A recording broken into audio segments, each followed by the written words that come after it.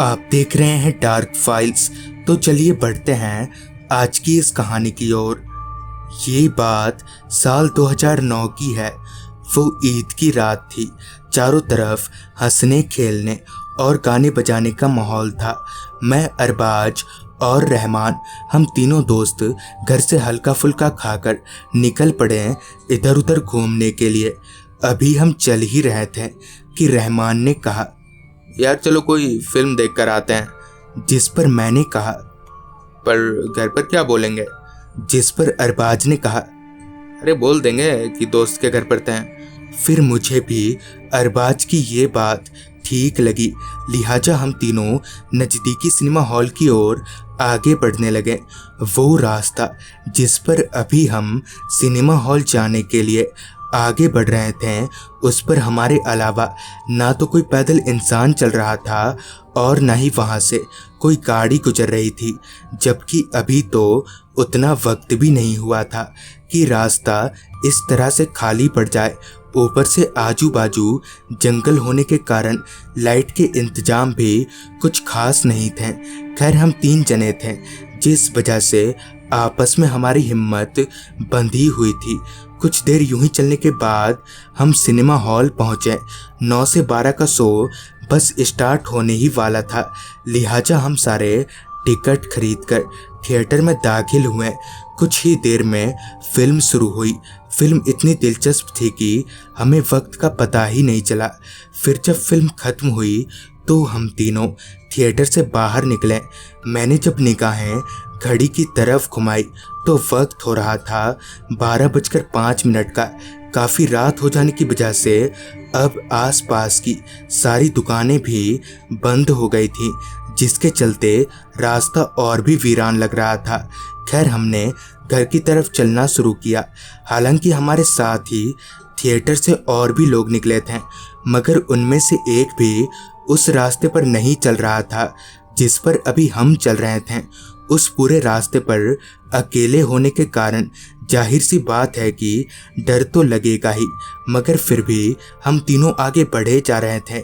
चलते चलते जब हम उस जंगल वाले रास्ते पर पहुंचे तो अरबाज ने कहा, यार इस रास्ते को जल्दी पार करना, मुझे कुछ ठीक नहीं लग रहा। इस पर मैंने कहा, कुछ नहीं होगा यार, हम 3 लोग हैं। और ये बोलकर हम उस रास्ते पर तेज कदमों से आगे बढ़ने लगे। जंगलों से आ रही झींगुरों की आवाज़ें हर पल हमारी घबराहट बढ़ाती जा रही थी। अभी हम चल ही रहे थे कि तभी मुझे पीछे की तरफ से बहुत सारे लोगों के चलने की आवाज़ें आने लगी। मैंने उस आवाज़ पर कान गड़ाते हुए अरबाज और रहमान से कहा, यार तुम लोगों को और किसी के चलने जैसी आवाज आ रही है क्या? जिस पर उन दोनों ने कहा, हाँ यार आवाज तो आ रही है। फिर हमने हिम्मत जुटाकर पीछे देखा तो पाया कि बहुत दूर से कुछ लोग चलते हुए हमारी तरफ आ रहे हैं। मगर अचरज वाली बात तो ये थी कि हमसे इतनी दूर होने के बावजूद भी उन लोगों के कदमों की आवाज़ हमें साफ तौर पर सुनाई पड़ रही थी। इन सारी बातों को मद्देनजर रखते हुए हमें वहाँ ज़्यादा देर तक रुकना मुनासिब नहीं लगा, लिहाजा हम चलने लगे। अभी हम 2 कदम बढ़े ही थे कि तभी पीछे से किसी ने मेरा गर्दन पकड़ा और हवा में ऊपर उठा दिया। मैंने जोर से अपने दोस्तों को आवाज़ लगाया। मेरी चीख सुनकर जब वो दोनों पीछे पलटे तो पता नहीं क्यों उनकी आंखें बड़ी हो गई। हैरानगी भरी नज़रों से वो दोनों मेरे पीछे देख रहे थे। फिर जब तिरछी नज़र से मैंने पीछे देखा तो मेरे शरीर का सारा खून एक झटके में सूख गया। दरअसल मेरे पीछे एक लंबा सा आदमी खड़ा था।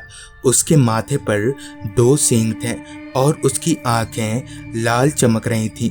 वो आदमी इतना लंबा था कि उसका सर ऊपर पेट तक जा रहा था। उसने मेरी गर्दन को इतनी जोर से पकड़ रखा था कि मैं 1 इंच भी हिल तलक नहीं पा रहा था, जिस वजह से कुछ ही देर में मेरी आंखें बंद हो गई। फिर जब मेरी आंख खुली तो मैं अपने घर पर था। अम्मी अब्बू और मेरे दोस्त मुझे घेरे खड़े थे। फिर मुझे बताया गया कि मेरे बेहोश होने के तुरंत बाद ही रहमान कुरान की आयतें पढ़ने लगा था, जिस वजह से उस आदमी ने, या यूं कहें तो उस जिन ने, मुझे छोड़ दिया और फिर वो दोनों मुझे घर ले आए। उस रात तो मेरे दोस्तों की वजह से मेरी जान बच गई, मगर मैं अब भी ये सोचता हूँ कि अगर उस रात मैं अकेला होता तो ना जाने वो जिन मेरे साथ क्या करता। तो दोस्तों, ये थी आज की कहानी। अगर आपके पास भी ऐसी ही कोई कहानियाँ हैं तो हमारे साथ ज़रूर शेयर करें। तो मैं आर्यन जल्द ही मिलूँगा आपसे ऐसी ही एक कहानी के साथ।